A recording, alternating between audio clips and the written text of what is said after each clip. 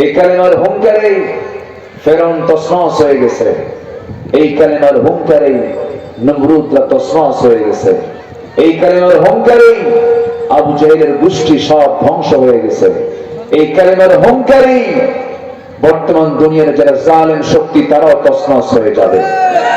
ঠিক কিনা বলেন? আমাদের বিজয় এখনো আসে নাই, এখনো বিজয় কিছুই আসে নাই, কেবল আমরা শুরু করেছি। সাহায্য দরকার কার? সাহায্য দরকার কার?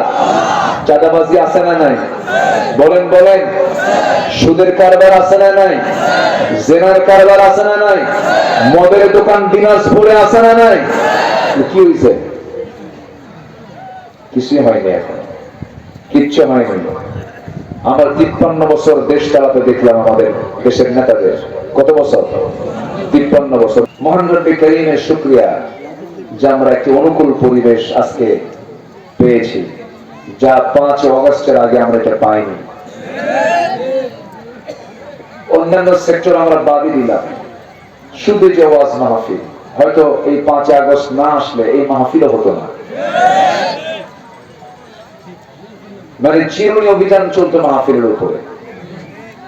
কমিটি থানায় গিয়ে বসে থাকতেন, থানায় আসা যাওয়া করতে করতে কমিটির জুতার তলা ক্ষয় হয়ে শেষ। এখন কি থানার কাছে যাওয়া লাগে না, থানায় আসে? থানায় আসে, এসে বলে কিছু লাগবে কি? আল্লাহ তাআলা এমন অনুকূল পরিবেশ তৈরি করে দিয়েছেন, বলি আলহামদুলিল্লাহ। চিৎকার মেরে বলছে আল্লাহুম্মা ইন্নী আসআলুকা আল হুদা ওয়াত তুকা ওয়াল আফাফা ওয়াল গিনা। সবাই বলি আল্লাহুম্মা আইন্নি আলা যিকরিকা ওয়া শুকরিকা ওয়া হুসনি ইবাদাতিকা। আমরা আল্লাহ তাআলা শুকর আদায় করে নিলাম।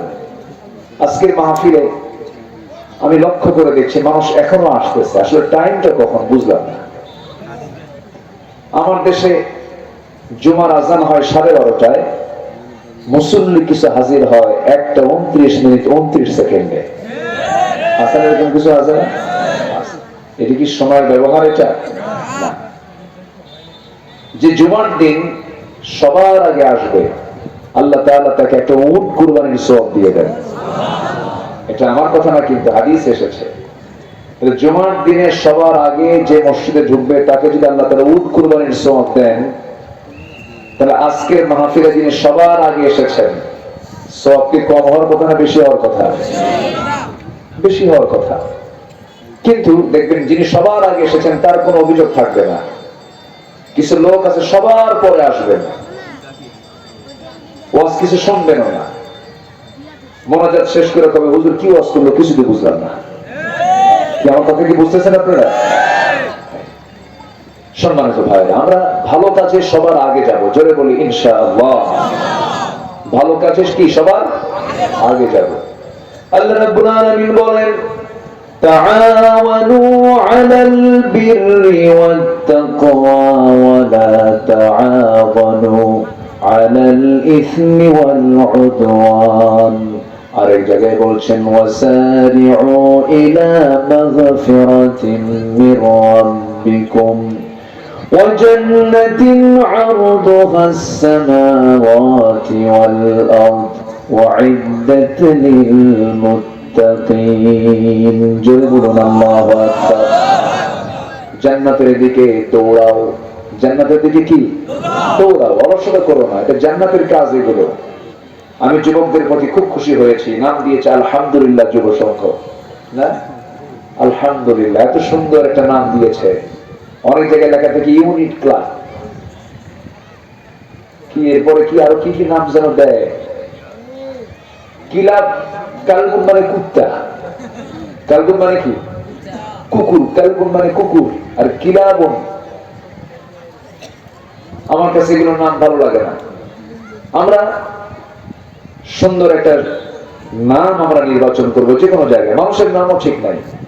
সেদিন একজনের নাম দেখতেছে, নাম আছে তুফান। কি না? তুফান, পিন্টু, নাট, বল্টু, ট্যাবলেট নিয়ে, এগুলো নাম না। যে কোনো কিছুর নাম হতে হবে অর্থহীন না অর্থবহ। বলেন অর্থহীন না অর্থবহ? সুন্দর নাম হতে হবে। এবং প্রত্যেক আমার উচিত সন্তান পৃথিবীতে আসার পর কয়েকটা কাজ নিশ্চিত করে। এক নম্বর হলো সন্তান জন্ম নিল, জন্ম নেওয়ার সাথে সাথেই তার আকিকার প্রস্তুতি করা, অর্থাৎ সপ্তমতম দিনে এক নম্বর মাথা মুন্ডন করা, এরপর ওই পরিমাণ একটু ওজন করে কিছু টাকা কিছু মুদ্রা আল্লাহর পথে দান করা এবং সুন্দর একটা নাম উপহার দেওয়া। কিন্তু বাচ্চা যদি হয় একটু কালো, নাম যদি কালু মিয়া, এরকম আছে না? এটা ঠিক না। এরপরে সন্তানটা ধীরে ধীরে বড় হতে শিখছে, প্রথম ভাষা শিখাতে হবে লা ইলাহা ইল্লাল্লাহ। এগুলো প্রত্যেক বাপমার দায়িত্ব। সুন্দর নাম, আলহামদুলিল্লাহ যুব সংঘ, আমি প্রথম কোন একটা যুব সংঘের নাম আমি এত সুন্দর বরকতি নাম পেলাম, বলি আলহামদুলিল্লাহ। জি সম্মানিত ভাইরা, আমি নির্দিষ্ট একটা পয়েন্টের উপর আমি কথা বলি, ধীরে ধীরে শেষ করে দেব। ওমা তাওফীক ইল্লা বিল্লাহ। অনেক মা বোন মাহফিলে আসেন, মা বোনদের নিয়ে একটু ওয়াজ কম হয়। আমি এটা প্রায় লক্ষ্য করি, হাজার হাজার মা বোন আসেন, কিন্তু মা বোনদের নিয়ে ওয়াজ একটু করার দরকার আছে না নাই? তাহলে মা বোনদের নিয়ে ওয়াজ করি, তাহলে আপনারা চলে যান নাকি? আবার চলে যাবেন না তো? তোদের মা বোনদের জন্য ওয়াজ করতেছেন, আমরা থেকে কি করি? কিন্তু এই পৃথিবীতে পুরুষ ছাড়া কি নারী চলতে পারে? নারী ছাড়া কি পুরুষ চলতে পারে? থাকতেই হবে। আদম আছে যেখানে, হাওয়া আছে সেখানে, থাকতেই হবে। দুটা যুগল করে দিয়েছেন তিনি কে? আল্লাহ পাক। আল্লাহ রাব্বুল আলামিন বলেন, ইন্না খালাকনাকুম মিন যাকারিন ওয়া উনসা ওয়া জাআলনাকুম শুউবান ওয়া ক্বাবাইলা লিতাআরাফু ইন্না আকরামাকুম ইনদাল্লাহি আতকাকুম। জোরে বলুন আল্লাহু আকবার। আমি তোমাদেরকে এক পুরুষ এবং এক নারী থেকে সৃষ্টি করেছি, এরপর বিভিন্ন গোত্র গোত্র ভাষা দিয়েছি, বর্ণ দিয়েছি, যেন তোমরা একে অপরকে চিনতে পারো। তবে তোমাদের মধ্যে সেই বান্দাই সবচেয়ে আল্লাহর কাছে দামি, সম্মানিত, যে বান্দা সবচেয়ে বেশি ভয় করে কাকে? আল্লাহ। আমার মা বোন যারা আসছেন, আমি তাদেরকে ধন্যবাদ জানাচ্ছি মাহফিলে অংশগ্রহণ করার জন্য। মাদের দিন বুঝতে হবে। কিন্তু অনেক মা আছেন আসিয়ার সাথে পরিচিত নয়, অনেক মা আছেন খাদিজার সঙ্গে পরিচিত নয়, অনেক মা আছেন সুমাইয়ার সঙ্গে পরিচিত নয়, অনেক মা আছেন হাজেরার সঙ্গে পরিচিত নয়, অনেক মা আছেন ইসলামের ইতিহাসে যাদের অবদান বিশাল, তাদের নাম পর্যন্ত জানেন না, কিন্তু ভারতীয় ফিল্মের নায়িকাদের নাম ঠিকই জানেন। কি ঠিক কিনা বলেন? কিন্তু এটা উচিত নয়। উচিত ছিল মাদের সবার আগে জানা দরকার ছিল হাওয়ার জীবনী, আসিয়ার জীবনী, হাজেরার জীবনী, রহিমার জীবনী। এই ইতিহাসগুলো জানার দরকার ছিল কিনা বলেন? ছিল। আমার মা, একটু অপেক্ষা করুন, ধীরে ধীরে আপনাদের ব্যাপারেও কিছু কথা আমি বলে ফেলবো। সম্মানিত ভাইরা, সম্মানিত বন্ধুগণ, আমরা সবাই চলে যাচ্ছি আল্লাহর কাছে। যাচ্ছি কিনা বলেন তো? কোন দিন যাবেন? হ্যাঁ বলেন, বলেন কোন দিন যাবেন? বলেন যখন তখন। কি বলেন, কোন দিন যাবেন? কি কথাটা বুঝতে পারলাম তো? আমরা সবাই চলে যাচ্ছি আল্লাহর কাছে। কখন? যখন তখন। যখন তখন চলে যাব, কিন্তু দুনিয়ার এত স্বপ্ন কেন? বিষয়টা কিন্তু এখানে কনসেপ্ট। তাহলে আমার যাওয়ার সময় কি? বলেন, বলেন যখন তখন। যখন তখন যখন আমার যাওয়ার সময়, তাহলে আমরা যে এত অ্যাম্বিশন, এত স্বপ্ন, এত ড্রিম আমাদের, এটা কেন আসতেছে? এই স্বপ্ন, এই অ্যাম্বিশন গুলো সৃষ্টি করে দেয়, ওয়াসওয়াসা দিয়ে দেয় পিছন থেকে একজন, এটাকে খুবই প্রমোট করতে চায়। তার নাম কি? বলেন ইবলিস, শয়তান। শয়তান কোথায় থাকে? বলেন শয়তান কোথায় থাকে? এয়ারপোর্টে। শয়তান কোন জায়গায় থাকে? মানুষ আছে যেখানে, বলেন মানুষ আছে যেখানে শয়তান আছে। আল্লাহ তাআলা পৃথিবীতে মানুষ পাঠানোই নাই। প্রথম মানুষ বানিয়েছেন আল্লাহ তাআলা দুনিয়াতে না জান্নাতে? এবং তার বাম পাঁজরের হাড় দিয়া। আমার আব্বা কোন পাঁজর? বাম পাঁজর। এই জন্য পাঁজরের হাড় সংখ্যা পুরুষের বেশি না আমাদের বেশি? কিছু কয় না। এই হাড়ের সঙ্গে কার বেশি? না, আমাদের বাম পাঁজরের হাড় একটা খুলে গেছে, তো খুলে চলে গেছে মহিলাদের মধ্যে। বলেন হাড়ের সংখ্যা কার বেশি? মেয়েদের হাড় বেশি, ঠিক আছে না? উনি বলতে পারতেছে। তা আমাদের একটা হাড় কমে গেছে, সে হাড় চলে গেছে মাদের ভিতরে। সে হাড়টা হলো বাঁকা। সে হাড়টা কি বলেন তো? এই জন্য মেয়েরা একটু কি হয়, আস্তে কম সুন্দর, একটু বাঁকা না? একটু বাঁকা, আবার খুবই সোজা। আপনি যদি একটু প্রশংসা করতে পারেন, তুমি খুব সুন্দর, তাই তো মেয়েরা কি করে ঠিক কয়টা কিনে, মানে খুব অভিজ্ঞতা সম্পূর্ণ মনে হচ্ছে, কমন পড়ছে মনে হয়। মেয়েরা আল্লাহ তাআলা তাদেরকে ওইরকম করে বানিয়েছেন। এই দুইজন মানুষ জান্নাতের মধ্যে থাকলেন, আমাদের এই দুনিয়াতে তো আশাই রাখতো না। জান্নাতের মধ্যে ভালোই ছিল। আল্লাহ বলেন ফাকুলা মিনহুমা রাগাদান হাইতু শি'তুমা ওয়ালা তাকরাবা হাদিহি আশ-শাজারা। খাও, থাকো, সমস্যা নাই, কিন্তু ওই নিষিদ্ধ গাছের দিকে ওইদিকে যায় না। শয়তান করছে কি, সোজা চলে গেছে জান্নাতে। তো শয়তান যদি জান্নাতে যায়, মনে হয় খানসামা চিনে না। আসতে কয় খানসামা চিনে কিনা? একটু চোখে কম দেখে, চোখে কম দেখে, সব দেখে। দুজনকে ওয়াসওয়াসা দিয়া ফাযাল্লাহুমা শাইতান, দুজনকে পরস্পরণ ঘটায় দিয়া সেই জায়গা থেকে দুনিয়াতে পাঠায় দেওয়া হলো। কুল্লা হাবিতু মিনহা জামিআ। দুজন চলে এলেন, দুজন দু জায়গায় পড়লেন। একজন পড়লেন বিশাল দূরত্ব, বিশাল ডিস্টেন্স। কোথায়? জেদ্দা। ইতিহাসে এসেছে বেশ কিছুদিন দেখা হলো না, দুজন দু প্রান্তে পড়ে গেলেন। হাওয়া আলাইহিস সালাম, আদম আলাইহিস সালাম চোখের পানি ফেলে ফেলে কেন্দে কেন্দে আল্লাহকে বলছেন যে দোয়াটা আদমের দোয়া, যেটা আমরা পড়ি, কোরআনে আল্লাহ পাক কোট করেছেন। সবাই এই দোয়াটা পড়ুন। এই দোয়া আমার বাপের দোয়া। কার দোয়া বলেন? কার? আমাদের বাপকে। দুজন না একজন? তাহলে আমরা কি সবকে পৃথক পরিবার না এক পরিবার? মারামারি কেন? এটাই তো বুঝি না আমরা। সব তো আমরা এক পরিবার, কিন্তু মারামারি কেন? আল্লাহ রাব্বুল আলামিন সে আদমের দোয়া শিখিয়ে দিয়েছেন আমাকে আপনাকে। যারা পড়েন ঠোঁট মিলিয়ে জোরে জোরে বলুন, রব্বানা যালামনা আনফুসানা ওয়া ইন লাম তাগফির লানা ওয়া তারহামনা লানাকুনান্না মিনাল খাসিরিন। জোরে বলুন আল্লাহু আকবার। সে দোয়া করতে করতে আরাফার ময়দানে আমার আব্বা আম্মা মিট হয়ে গেলেন। পৃথিবীর প্রথম সংসার শুরু হয়ে গেল। ওই যে শুরু হলো, আল্লাহর পক্ষ থেকে আইন চলে এলো, বিধান চলে এলো। আদম আলাইহিস সালামকে যে কিতাব দেওয়া হয়েছে, আমার নবীকে যদিও নাম ভিন্ন দেওয়া হয়েছে, কিন্তু প্রত্যেকটা কিতাবের মূল বিষয়বস্তু দুই রকম না এক রকম। সকল নবীর দাওয়াত একটাই, সেটা হলো সবাই বলুন লা ইলাহা ইল্লাল্লাহু আদামু সাফিয়ুল্লাহ। লা ইলাহা ইল্লাল্লাহু ইব্রাহিমু খলিলুল্লাহ। লা ইলাহা ইল্লাল্লাহ মুসা কালিমুল্লাহ।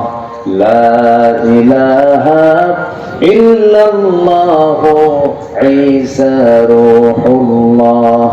লা ইলাহা ইল্লাল্লাহ ইসমাঈল যাবিহুল্লাহ। লা ইলাহা ইল্লাল্লাহু মুহাম্মাদুর রাসূলুল্লাহ সাল্লাল্লাহু আলাইহি ওয়াসাল্লাম। সমস্ত নবীর কালেমা এক না দুই? আল্লাহ রাব্বুল আলামিন কালেমা নিয়ে কথা বলছেন, আলাম তারা কাইফা দারাবাল্লাহু মাসালান কালিমাতান তাইয়িবাতান কাশাজারাতিন তাইয়িবা আসলুহা সাবিতুন ওয়া ফারউহা ফিস সামা। জোরে বলুন আল্লাহু আকবার। কালেমা কি দুর্বল না মজবুত? বলেন, কালেমা দুর্বল না মজবুত? এই কালেমার হুঙ্কারে রোম পারস্য তছনছ হয়ে গেছে।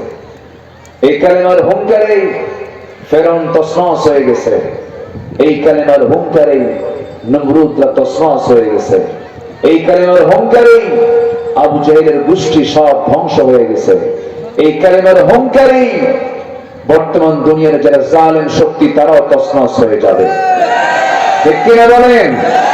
আমাদের বিজয় এখনো আসে নাই, এখনো বিজয় কিছুই আসে নাই, কেবল আমরা শুরু করেছি। সাহায্য দরকার কার? সাহায্য দরকার কার? চাঁদাবাজি আছে না নাই? বলেন বলেন। সুদের কারবার আছে না নাই? জেনার কারবার আছে না নাই? মদের দোকান দিনাজপুরে আছে না নাই? কি হয়েছে? কিছুই হয়নি, এখন কিচ্ছু হয়নি। আমরা 53 বছর দেশ চালাতে দেখলাম আমাদের দেশের নেতাদের। কত বছর?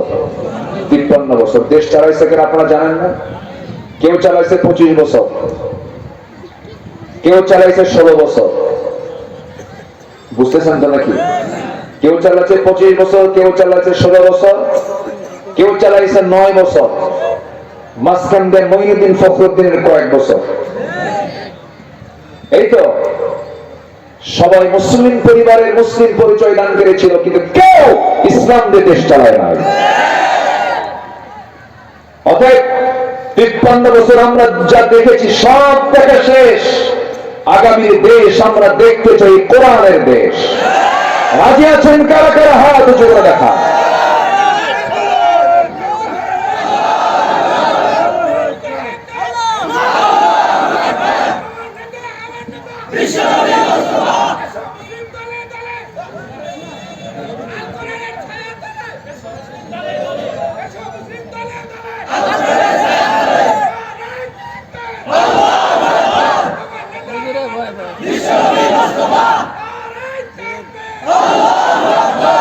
আলহামদুলিল্লাহ।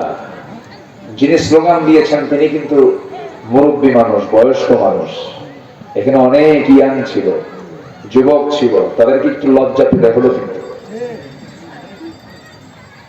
যৌবন অনেক বুড়ার মধ্যেও থাকে, আবার অনেক যুবক বুড়ার মধ্যে আছে না নাই? সাইকেলের চাকা বাস চলে সিটিয়ে পড়ে, আছে না নাই? যার যৌবন থাকে তার সারা জীবনে যৌবন থাকে। আলহামদুলিল্লাহ, আলহামদুলিল্লাহ বলেন। তাহলে আমরা সব দেখেছি, আমরা এখন কি দেখতে চাই? আসতে বলবেন না, কি দেখতে চাই? কোরআন দেখতে চাইলে কি সহজেই দেখা যাবে? অনেক চড়াই উতরাই আছে না নাই? একটা সংঘবদ্ধ শক্তির দরকার আছে না নাই? আন্দোলন আছে না নাই? সংগ্রাম আছে না নাই? ত্যাগ কোরবানি আছে না নাই? হামলা মামলা আছে না নাই? জেল জুলুম আছে না নাই? জীবন দেওয়া নেওয়া আছে না নাই? রাজি আছেন? রাজি আছেন তো? যত রক্ত লাগে দেব, প্রয়োজনে লোক পাঠাবো, আমি যাবো না। এরকম কিছু হবে নাকি? আমার দেশে মুনাফিক কিন্তু কম নাই, বহু মুনাফিক। চেহারা দেখে মনে হয় জিব্রাইল মনে আসমান থেকে নামলো, কিন্তু ওর ভিতরটা পচা। মাকাল ফলটা হিঙ্গল বরণ, দেখতে বড়ই চমৎকার, অন্তরে তার পিরুষ পড়া, বদবু সহে সাধ্যকার। মাকাল ফলটা দেখতে উপর থেকে খুব সুন্দর লাগে, কিন্তু ভিতরটা কি? পচা। কিছু মানুষ আছে সুরতটা খুব সুন্দর মনে হয়, কিন্তু ভিতরটা নোংরা দিয়ে হয়, আছে না নাই? কিন্তু বেলাল বাইরে অসুন্দর ছিলেন, কিন্তু বেলালের ভিতরটা কি ছিল? আহারে কি সুন্দর ছিল বেলাল। তার গায়ে, আফ্রিকান মানুষ তো, যারা গোটা পৃথিবী ঘোরেন, আফ্রিকার মানুষের গায়ে একটা গন্ধ থাকে। আমি এক হজের সফরে আমার পাশের সিটে আফ্রিকান লোক বসা, সে বডিটা কি, মানুষ কালো তো, আল্লাহ একজনকে কালো বানাইছে কিন্তু বডি দিয়ে দিছে। ওরা যদি এক হাত দিয়ে ধরে, মানে ওদের একটা নখের যে মানে এরিয়া, আমাদের এই কবজি এত মোটা না, তো ওদের যে হাত, ওই হাত দিয়ে যদি শুধু আমাদের মানে যে কোনো একটা জায়গা ধরে ভেঙ্গে চুরমার হয়ে যাবে, বিশাল বডি। আমি হলাম লম্বায় প্রায় 6 ফিট, সেই লোকটাকে আমি দেখতে নিয়ে দেখি এরকম করে দেখা লাগে, প্রায় 8 ফিট লম্বা মানুষ, 130 কেজি ওজন, ছোট মতো হাতি। তো দেখি তার গায়ে এরকম একটা কেমন যেন গন্ধ, কিন্তু আল্লাহ তাআলা লেভেল করেছেন। আল্লাহ তাআলা তাদেরকে বাহ্যিক সৌন্দর্য দেন না, কিন্তু গায়ের শক্তি দিয়েছেন। যেরকম সুবহানাল্লাহ, কি দিয়েছেন? জিসমি শক্তি দিয়েছেন। তারই কাতারের একজন মানুষ ছিলেন বেলাল। বাড়িটা খুবই দেখতে খারাপ লাগতো বাহ্যিক ভাবে, চেহারার কোনো সৌন্দর্যই নেই, ঠোঁট এমনি একদিক চলে গেছে, ঠোঁট মোটা তো এমনি একদিক চলে গেছে, নাকটা মোচা, চুলগুলো কুচকানো, এরপরে চোখগুলো ছোট, এমন একটা চেহারার মানুষ বেলাল। আল্লাহ তাআলা তার ভিতরটা কত সুন্দর করে দিয়েছেন, কালিমা দিয়ে নূর দিয়ে ভরপুর করে দিয়েছেন। তার সৌন্দর্য দিয়ে কি করবেন আপনি? ইমানের সৌন্দর্যই সবচেয়ে বড় সৌন্দর্য। সেই সৌন্দর্য বেলাল এনেছিলেন তার জীবনে, সেই সৌন্দর্য আমাদের মধ্যে ফিরে আনতে হবে। সাইয়েদনা বেলাল একজন আফ্রিকান নিগ্রো মানুষ ছিলেন। কালিমার দাওয়াত যখন পেলেন, কালিমা গ্রহণ করলেন। একজন গোলাম ছিলেন তিনি, ওই মক্কার কুরাইশদের তিনি গোলাম ছিলেন। যে লোকের অধীনে তিনি গোলামি করেছেন, সেই লোকটার কানে যখন সংবাদ চলে গেছে আমার গোলাম বেলাল ইসলাম কবুল করেছে, শক্ত করে ধরে বললেন, ধরে বলে ফেলতেছে, বেলাল কি যেন শুনলাম, ভালো করে বলো তো, তুমি কি ইসলাম কবুল করছো নাকি? সঙ্গে সঙ্গে বেলাল বলছেন, শুনবেন কেন, দেখে নেন, আশহাদু আল্লা ইলাহা ইল্লাল্লাহ, আমি ইসলাম কবুল করে নিয়েছি। সঙ্গে সঙ্গে উমাইয়া বলে ফেলতেছে, বেলাল তুমি কি জানো এটার ফলাফল কি হতে পারে? বেলাল বলছে, এটার ফলাফল যদি মৃত্যু হয়ে যায়, মৃত্যুকে হাসি মুখে বরণ করব, ইসলাম থেকে চুল পরিমাণ নড়ব না। জোরে বলি সুবহানাল্লাহ। তার ঈমানকে বিক্রি করেন নাই, দুনিয়াকে বিক্রি করে দিয়েছেন ঈমানের কাছে। ঈমান টিকে থাকবে, কিন্তু দুনিয়া চলে যাক কোনো সমস্যা নাই। সেই বেলাল রাদিয়াল্লাহু তাআলা মুখোমুখি হয়ে গেল শত্রুদের, মেরে মেরে রক্তাক্ত করে ফেলে, প্রত্যেক দিন তাকে ফেলে আসতো রাস্তায়। একদিন ধরে নিয়ে চলে গেল বাক্কা কুরাইশ। এই নিজের চোখে দেখা আমার এক বন্ধু দেখায় দিলেন, সেই জায়গাটা এখনো আছে। মক্কায় যারা যাবেন ওই জায়গাটা ফাঁকা রাখা হয়েছে। বেলালকে সেই জায়গায় রুচি নরকের মতো নিয়ে মারত ওই জায়গায়। সেই বেলালকে একদিন মেরে মেরে রক্তাক্ত করে ফেলে বুকুর উপরে বসে বলছে, বেলাল আমি তোরে মারতে মারতে আমি ক্লান্ত হয়েছি, তুই কি ইসলাম ছাড়বি কিনা বল। বেলালের মুখ থেকে একটা আওয়াজ আসতেছে বারবার, আল্লাহ আহাদ, আল্লাহ আহাদ, আল্লাহ আহাদ, আল্লাহ আহাদ, বারবার বলতেছেন বেলাল। এই আওয়াজ শুনে তার রাগটা আরো বেড়ে গেল, মনে খেপে গিয়ে রেগে গিয়ে করলো কি, বাবলা গাছের শক্ত কাঁটা হাতের মধ্যে নিয়ে বাম হাত মুখের মধ্যে ঢুকায় দিয়ে বের করে জিহ্বার ভিতরে বাবলা গাছের কাঁটা ঢুকায় দিয়েছে। ফিনকি দিয়ে রক্ত বের হয়ে গেল। বলা হলো, বেলাল রে, জিহ্বা তোর বন্ধ করে দিলাম, আল্লাহর নামটা কেমন করে নিবি? বেলাল এবার মুখটা উঁচু করে বলতেছে, আমার মরিব মাইয়া, আমার জিহ্বা অচল করলে হবে কি, আমি আমার দিলের মধ্যে আমার আল্লাহর নাম আমি অঙ্কন করে নিয়েছি। কি লালন তারা করেছেন ঈমানের। আরেকজন সাহাবীর কথা মনে হয়ে গেল। তিনি হচ্ছেন এমন একজন সাহাবী, ইসলাম কবুল করেছেন কেউ জানে না। তার বাড়িটা হলো মক্কা এবং মদিনার ঠিক মাঝখান বরাবর তার বাড়ি। মক্কা মদিনার ঠিক মাঝখানে তার বাড়ি। ইসলাম যখন কবুল করলেন, তার আপন চাচা তার বাপ জন্মের সময় জন্মের পর দুনিয়া থেকে বিদায় নিয়েছে, 3 সন্তান ছিল। চাচার কাছে মানুষ হয়েছেন, চাচাও তাকে খুব আদর করতো, তাকে সম্পত্তি লিখে দিয়েছে অনেক। যখন শুনেছে ভাতিজা ইসলাম কবুল করেছে, খেপে গিয়ে বলছে, ভাতিজা শুনলাম যেন কি? ভাতিজা বলছে, চাচা শুনবেন কেন? দেখে নেন, লা ইলাহা ইল্লাল্লাহ, আমি তো দিন গ্রহণ করে নিয়েছি। সঙ্গে সঙ্গে চাচা বলে ফেলতেছে, তুই কি জানিস আমি তোকে সমস্ত সম্পত্তি থেকে মাহরুম করে ফেলবো, আমি তোর সমস্ত সম্পত্তি গুলো জোর করে কেড়ে নেব। সঙ্গে সঙ্গে সেই সাহাবী বলছেন, চাচা আমার থেকে জোর করে নেওয়ার কোনো প্রয়োজন নাই, ইমানের বিনিময়ে প্রয়োজনের সমস্ত সম্পত্তি আপনাকে আপোষে দিয়ে দেব, কিন্তু ইমান আমি ছাড়তে পারবো না। মুনাফিকি করেন নাই তারা। সঙ্গে সঙ্গে আপন চাচা করলো কি, বলে ফেললো, তোর জামাটা খুলে ফেলে দে। এক টান মেরে জামা খুলে ফেলে দিয়েছে, পরনের লুঙ্গিটা পর্যন্ত খুলে নিয়ে উলঙ্গ করে ঘর থেকে বের করে দিয়েছে। সেই সাহাবী করলেন কি, উলঙ্গ দেহ নিয়ে মার দরজার সামনে গিয়ে দাঁড়ায় বলে, মা দরজা খোলো, কিন্তু আমার দিকে তাকাইও না, আমি ইসলাম কবুল করেছি বলে আমার চাচা আমার দেহ থেকে কাপড় চোপড় খুলে নিয়ে শুধু শেষ হয় না, আমার লুঙ্গিটা পর্যন্ত খুলে নিয়েছে। দেখো তো মা, ঘরের মধ্যে কোন ছোট্ট একটা কাপড় আছে নাকি, আমি সতরটা ঢেকে ফেলি। মা কোনো মতে একটা কাপড়টা দিলে পরে সতরটা ঢেকে ফেললেন। আরবের দেশে বছরে 2টা মাস, 1 থেকে 2 মাস প্রচন্ড শীত হয়, এমন শীত আমার দেশে হয় না। ওই সময় শীতকাল চলে, গায়ে কোনো কাপড় চোপড় নাই। এমন সময় ছোট্ট এক খন্ড চাদর নিয়ে কোনো মতো সতরটা ঢেকে ফেলে বলছে, মা পৃথিবীর কোনো দরবার ভালো লাগে না, আমার কাছে আমার নবীর দরবারটাই ভালো লাগে। মা তুমি থাকো, আমি চলে গেলাম নবীর দরবারে। হেঁটে হেঁটে রওনা দিয়ে দিলেন। চলতে চলতে চলতে চলতে নবীর দরবার পর্যন্ত পৌঁছে গেলেন। নবীর দরবারে গিয়ে পৌঁছতে সেই সময় ফজর হয়ে গেছে, প্রায় সকাল হবে ভাব। দরজা কি কড়া নাড়তেছেন, আমার নবী দরজা খুলে দিলেন। খুলে দেওয়া মাত্র দেখতে পেলেন গায়ে কিছু নাই, কোনো মতো সতর্কটা ঢাকানো, কিচ্ছু জিজ্ঞাসা করলেন না। ভিতরে চলে গেলেন। ভিতরে গিয়া আমার নবীজি করলেন কি, তার পরনের সবচেয়ে সুন্দর 2টা জুব্বা আস্তে করে বের করে বাইরে এসে যুবকের হাতে দিয়ে বলছে, যুবক আগে কাপড় দিয়ে তোমার গাটা ঢাকো, এরপরে তোমার কি কথা আছে বলো। জুব্বা তার গায়ে দেওয়া হলো। রাসূল বলছেন, যুবক তুমি এমন উলঙ্গ হয়ে বস্ত্রহীন হয়ে কেন আসছো, কি হয়েছে? হুজুর ইসলাম কবুল করেছি, দুনিয়া বিক্রি করে দিয়ে আমি ইমানটা কিনে নিয়েছি। যেরকম সুবহানাল্লাহ, কি বিক্রি করে দিছে? দুনিয়া। আমি ইমানটা কিনে নিয়েছি।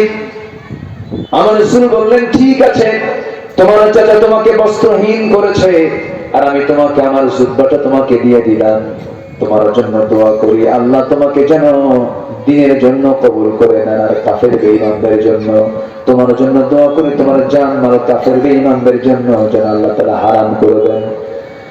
এই দোয়া করার সঙ্গে সঙ্গে সাহাবী বলছেন, ইয়া রাসূলুল্লাহ, আপনি আমার জন্য উল্টা দোয়া করেন কেন? আমার তো মন চায় আমি শহীদ হয়ে জান্নাতে চলে যাই। কাফেররা যদি আমাকে না মারতে পারে আমি শহীদ হব কেন? আপনি এমন উল্টা দোয়া করলেন কেন? রাসূল বলছেন, ওরে আমার প্রিয় সাহাবী, চিন্তা করো কোন আব্দুল্লাহ যুল বাজদাইন, শোনো, ওয়া ইম্মা তাআলা ফিরাশিহি, তোমার মৃত্যু যদি বিছানায় হয়ে থাকে, ঈমান যদি মজবুত থাকে, শরতের তামান্না যদি লালন হয়, আল্লাহ তোমাকে বিছানায় মৃত্যুর মধ্য দিয়ে শহীদের দরজা দিয়ে দিবে। কোন চিন্তা করো না, যাও। রাসূল থেকে পাঠিয়ে দিলেন। সব সাহাবীর মধ্যে সবচেয়ে বড় আওয়াজ করে এই আব্দুল্লাহ যুল বাজদাইন কোরআন তেলাওয়াত করতেন। সাহাবায়ে কেরাম বিরক্ত হয়ে রাসূলকে বলতেন, হুজুর নতুন একজন সাহাবী আসছে, খুব জোরে জোরে কোরআন তেলাওয়াত করে। রাসূল বলছেন, আমার সাহাবীরা, আমার আব্দুল্লাহর তেলাওয়াতে বাধা দিও না, কারণ আমার আব্দুল্লাহ দুনিয়া বিক্রি করে ঈমানটা কিনে নিয়েছে। জোরে কান সুবহানাল্লাহ, আর জোরে কান সুবহানাল্লাহ। আমার নবীজি জিহাদের ময়দানে রওনা দিলেন। ওই যুদ্ধে এই যে মাসরুল সাহাবী আব্দুল্লাহ যুল বাজদাইন অংশগ্রহণ করলেন। যুদ্ধ শেষ হয়ে গেছে, ফেরত আসতেছেন মদিনার দিকে। হঠাৎ করে নবীর কানে সংবাদ এলো, হুজুর আপনি জানেন কিনা আপনার প্রিয় সাহাবী আব্দুল্লাহ জুল বাজদাইন খুব অসুস্থ হয়ে পড়েছে। রাসূলের চোখে পানি চলে এলো। রাসূল বলছেন, সাহাবীরা আমার আব্দুল্লাহর সেবা করো, শুশ্রূষা করো, আমার প্রিয় সাহাবী আব্দুল্লাহ যেন কোনো ত্রুটি না হয়। 3 দিন পরে নবীর তাবুতে এসে সংবাদ চলে এলো, হুজুর আমার আব্দুল্লাহ জুল বাজদাইনকে বাঁচাতে পারলাম না। আব্দুল্লাহ জুল বাজদাইন কিছুক্ষণ আগে ইন্তেকাল করেছে। আমার নবীর চোখে পানি চলে এলো। রাসূল বলছেন, সাহাবীরা আমার সে আব্দুল্লাহ জুল বাজদাইনের জানাজার আয়োজন করো, গোসল করায়া দাও, কাফনের কাপড় পরায়া দাও, কবর তোমার রেডি করে ফেলো। আব্দুল্লাহ জুল বাজদাইনের জানাজার দায়িত্ব আজকে আমি কাউকে দেব না, আমি রাসূল নিজে তার জানাজা পড়ায়া দেব। জোরে বলুন সুবহানাল্লাহ, জোরে বলুন সুবহানাল্লাহ। ঈমান আছে যার ভাগ্য ভালো তার, ঈমান আছে যার ভাগ্য ভালো তার। আমার বন্ধুগণ একটু কান লাগাবেন, মনোযোগ দিয়ে কথাগুলো শুনবেন। আমার নবীজি বললেন, যাও জানাজার আয়োজন করো। জানাজা শুরু হয়ে গেছে। আমার নবীজি জানাজায় দাঁড়ায় গেলেন, কাদা কাদা কণ্ঠে জানাজা পড়াচ্ছেন। জানাজা যখন শেষ হয়ে গেল, আমার নবীজি সাহাবীদেরকে বলেন, সাহাবীরা আমার আব্দুল্লাহর কবরটা কোথায় খনন করেছে? হুজুর ওই যে 2 পাহাড়ের মাঝখানে চিপার মধ্যে আমরা তার কবরটা রেডি করেছি। আমার নবীজি বললেন, ও সাহাবীরা আমার আব্দুল্লাহকে তোমরা একা কবরে নেবে না, আমাকে কবরের পাশে নিয়ে যাও। আব্দুল্লাহর কবরে আব্দুল্লাহকে নামানোর দায়িত্ব কাউকে দেব না, আমি রাসূল নিজে তার লাশটা নিজে কবরে নামায়া দেব। যেরকম সুবহানাল্লাহ। আমার নবীজি কবরের পাশে গিয়ে দাঁড়ালেন। এবার বললেন, আমার আবু বকর কোথায় আসো, আমার ওমর কোথায় আসো। আবু বকর এইদিকে আসো, ওমর এইদিকে আসো। নবীজি কবরের মাটিতে নামলেন, ডান দিকে সাইয়েদনা আবু বকর নামলেন, আমার নবীর বাম পাশে ওমর ফারুক নামলেন। পৃথিবীর 3 জন, 3 সেরা মানুষ একজন ব্যক্তির কবরে নেমেছে। কবরবাসীর ভাগ্যটা কত ভালো দেখে। আমার নবীজি হাত দুটা গায়ে দিলেন, হাত দুটা গায়ে দিয়ে বলে, সাহাবীরা আমার প্রিয় আব্দুল্লাহর লাশটা আমার হাতে তুলে দাও। লাশটা যখন হাতে নিলেন, রাসূল বলেন, আবু বকর মাথাটা ধরো, ওমর পাটা ধরো। 3 জন মিলে কবরে শোয়া দিলেন। শোয়া দিয়া আমার নবীজি বুকের উপরে হাত রেখে বলছেন, আরশের মালিক আল্লাহ, এতটুকু সময় পর্যন্ত আমি আব্দুল্লাহর উপরে সন্তুষ্ট আছি, তুমি আল্লাহ আমার আব্দুল্লাহর প্রতি রাজি সন্তুষ্ট হয়ে যাও। এই কথা বলার সঙ্গে সঙ্গে পাশে দাঁড়িয়ে থাকে একজন দামি সাহাবী, সাদ বিন আবি ওয়াক্কাস নামে একজন সাহাবী, যিনি সমুদ্র অতিক্রম করেছেন বিনা নৌকায়, বিনা জাহাজে, ঘোড়া দাপায়া দিয়া এক পার্শ্ব থেকে অপর পার্শ্ব পর্যন্ত অতিক্রম করেছেন, ঘোড়ার খুর পর্যন্ত ভিজে নাই। এত বড় দামি সাহাবী সাদ বিন আবি ওয়াক্কাস তিনি পাশে দাঁড়ায়া ইতিমের মতো কেঁদে কেঁদে বলছে, আল্লাহ আজকে আমি জীবিত সাদ বিন আবি ওয়াক্কাস না হয়ে যদি ওই আমার প্রিয় ভাই আব্দুল্লাহর কবরের বাসিন্দা হতাম, আমি নিজেকে বড় ধন্য মনে করতাম। জোরে বলি সুবহানাল্লাহ, আর জোরে বলি সুবহানাল্লাহ। আমার বন্ধুগণ, আমার প্রিয় ভাইরা, আমার নবীজি কবরে শোয়া দিলেন, তার জন্য দোয়া করে দিলেন। এই যে এত বড় ত্যাগ স্বীকার করেছেন, এই জন্যই তো তাদের এমন প্রাপ্তি হয়েছে। আমার বন্ধুগণ, সেই জন্য পৃথিবীতে যত সম্পদ আছে এর মধ্যে সবচেয়ে বড় সম্পদ হলো ঈমান। ঈমানকে আমরা নষ্ট করব না, ঈমানকে আমরা লালন করব। সেই ঈমানটাকে টিকে রাখার জন্য কিছু কাজ আমরা শিখে যাই। সময় খুবই অল্প, আজান হয়ে গেছে। আমি যদি আর মিনিট 15-20 যদি কথা বলি, কষ্ট হবে নাকি? কষ্ট হবে না তো? প্রয়োজন আমরা আসর নামাজটা একটু পরে পড়ি নাকি? না এখানে আবার ফতুয়া টতুয়া হবে নাকি? আবার দয়া করে কেউ ফতুয়া দিবেন না। আমার দেশে ফতুয়া খুব বেশি হয়। একজন ফতুয়া দিল, কিয়ামত পর্যন্ত হরতাল হারাম। এই যে 5 আগস্টের বিজয়টা আসলো, এখন আমরা কি ফতুয়া দিবে বলেন তো? ওদের ফতুয়া তো উল্টে গেছে। বিজয়ের পর যারা দিয়েছে ফতুয়া যে কিয়ামত পর্যন্ত হরতাল হারাম, ওরাই আবার উপদেষ্টাকে দাওয়াত দিয়া তাকে আমন্ত্রণ করে দাওয়াত খেয়ে। এরকম মুনাফিকের কিছু আলামত আছে না নাই? বলেন তো আছে না নাই? কথা এবং কাজের মধ্যে তাদের এলোমেলো ভাব খুঁজে পাই।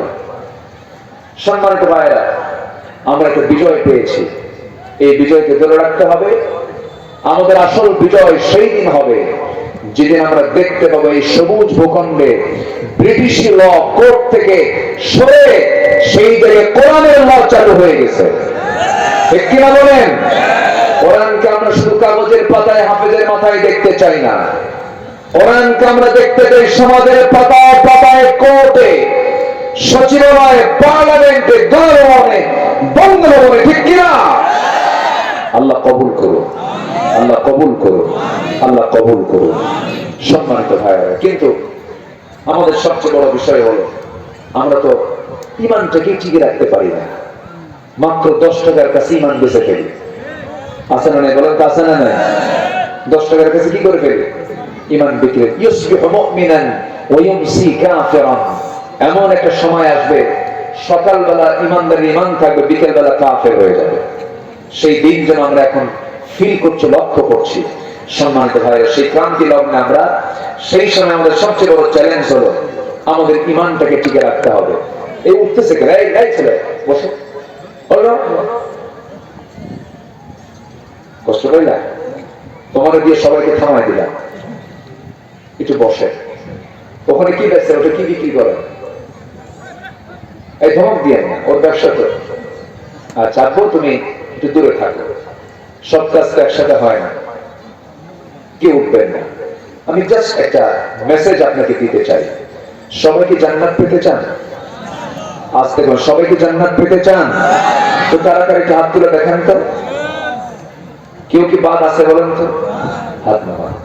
যদি এখন বলি জোর নামাজ পড়ছেন কারা কারা, সবার হাত কি উঠবে? আমি তো হাত তুলতে বলি নাই।